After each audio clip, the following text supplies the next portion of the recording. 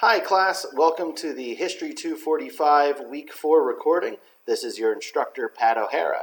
As there was no Week 3 recording, I want to use today to take a little bit of a step back and look at some of the topics that we discussed in Week 3, as they provide an excellent transition into what we're looking at this week with the Nixon administration, then the ultimate conclusion to the Vietnam War with the fall of Saigon and the U.S. withdrawal from the conflict. Then we're going to look into some upcoming responsibilities, particularly the Week 5 rough draft that I'm sure is on many of your minds. There'll be some insider information for those of you that watch this video that's not really being shared otherwise, and I'll get to that in just a moment. So, going the wrong way here.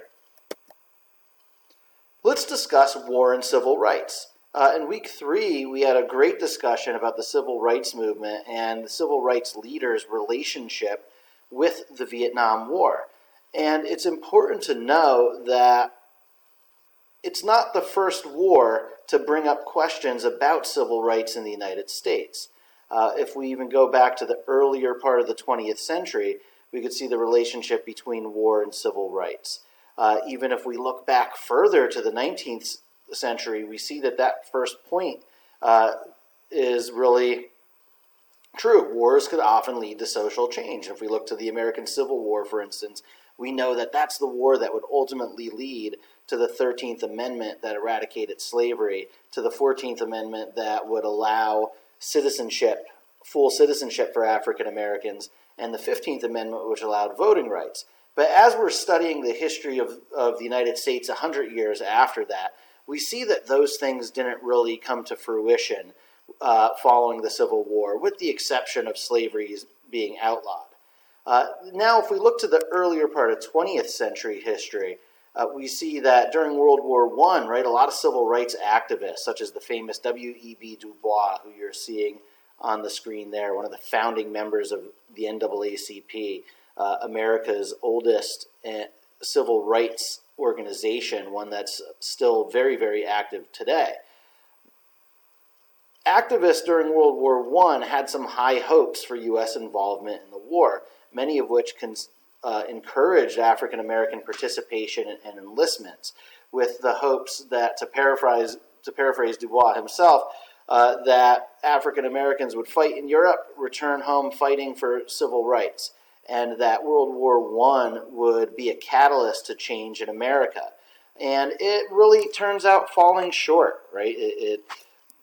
World War I saw the use of a segregated army throughout that. It introduced many northern black citizens to southern segregation, since many of the training camps and bases were located in the South. And while it did lead to further African American participation in government following the war, the changes were rather small. Looking at the next conflict, some people had very high hopes regarding World War II. And the aftermath of World War II saw a very large victory, which was the desegregation of the Army, which came, or the armed forces, which came from an executive order issued by Harry S. Truman in 1948. This was a very controversial thing at the time. People thought that a desegregated military would lead to a lack of trust between soldiers and lowering of morale. But as the Korean War, unfortunately, so soon after World War II showed, that wasn't the case.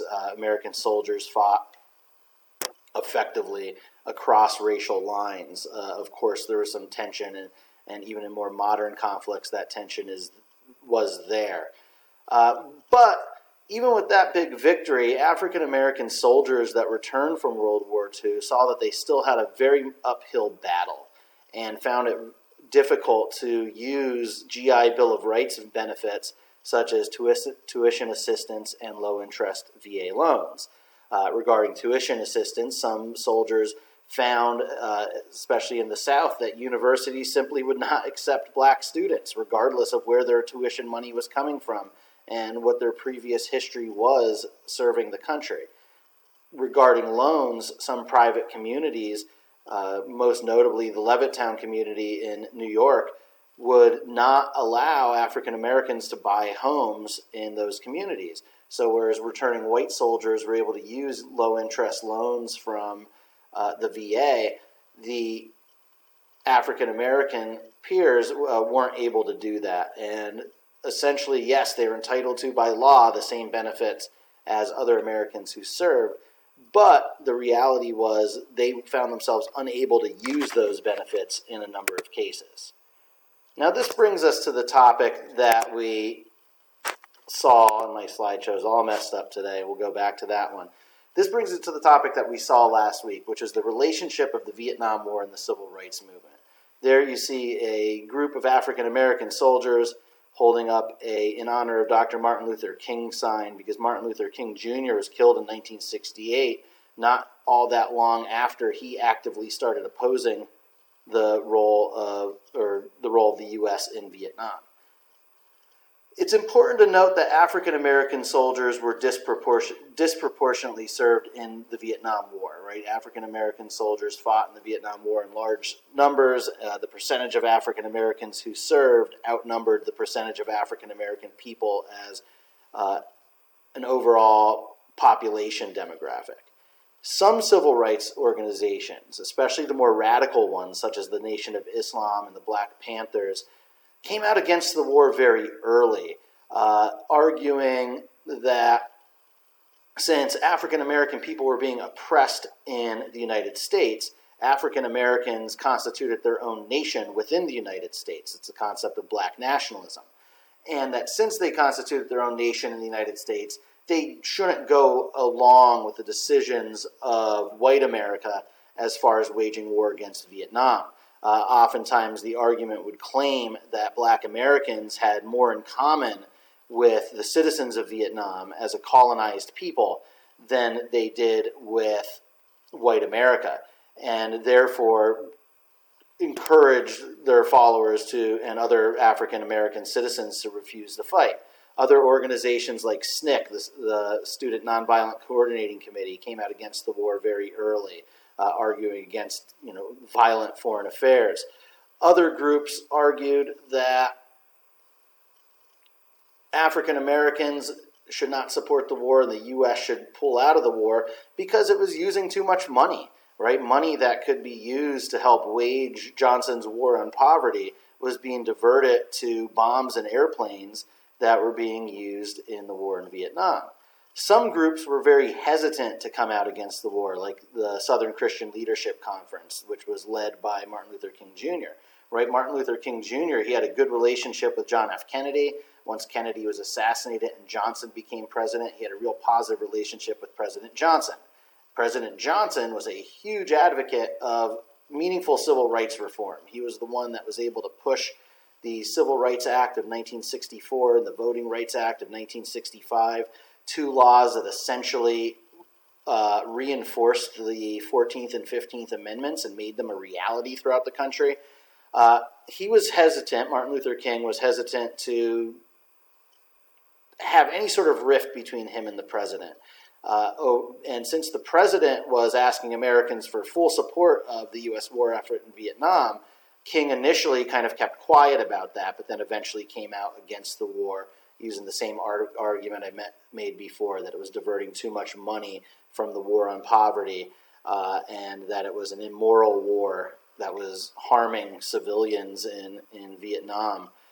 And other organizations such as the NAACP simply avoided taking a stance altogether, right? Going by the same argument that King had initially of not wanting to disillusion allies in the government.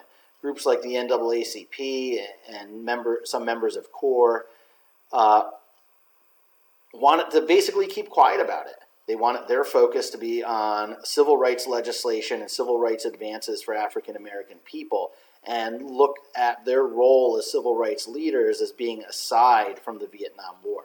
They didn't want anti-war activities to distract from their overall goals. And the war in that way actually caused a rather large rift in the history of the civil rights movement that saw some groups such as SNCC becoming more of an anti-war organization than anything. actually, ironically, quite a militant anti-war organization. The N in Student Nonviolent Coordinating Committee, I believe in the early 70s, was actually changed from nonviolent to national as they started to embrace the concept of violent self-defense if necessary. Now, if I go back to this, we want to talk a little bit about the rough draft, and I'll keep this brief, but like I said, there's a big insider tip here. First of all, your goal in the rough draft should be to touch upon each rubric element. You don't need to master everything yet. It's called a rough draft for a reason. So take a look at that rubric, and you'll see that the rubric's rather binary. You either meet the minimal expectations or you don't meet it. So you either get points in each category or you don't get points in each category. So touching upon each critical element there will ensure that you get full credit.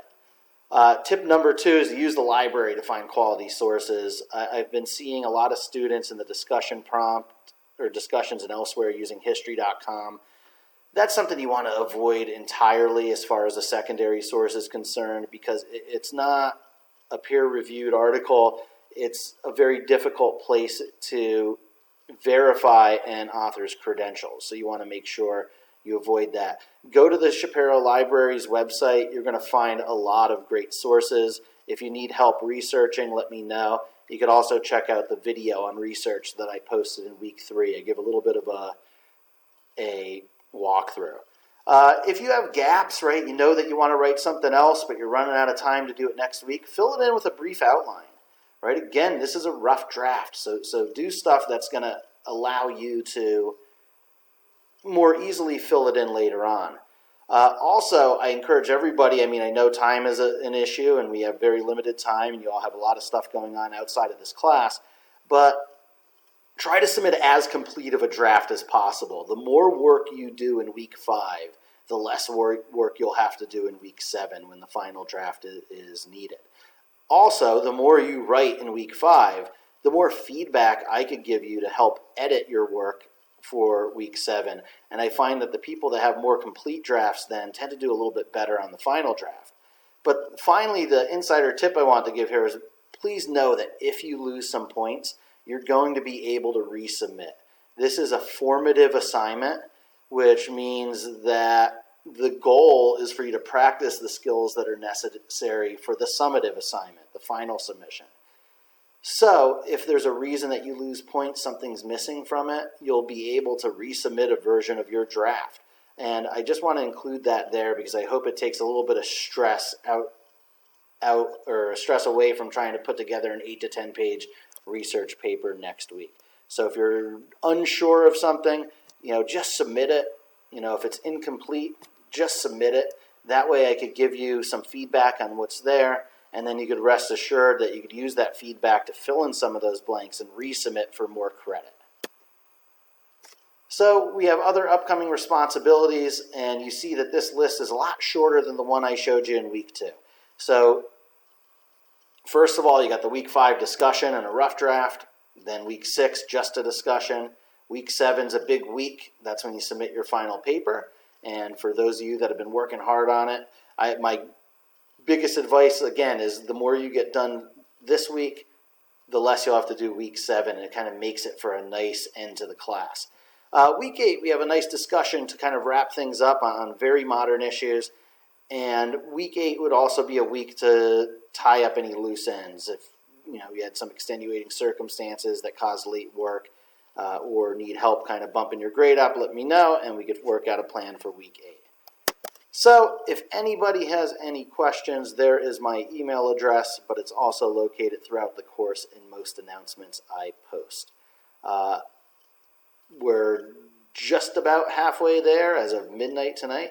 So you got this. I will talk to you all in the discussions throughout the week. Have a great day.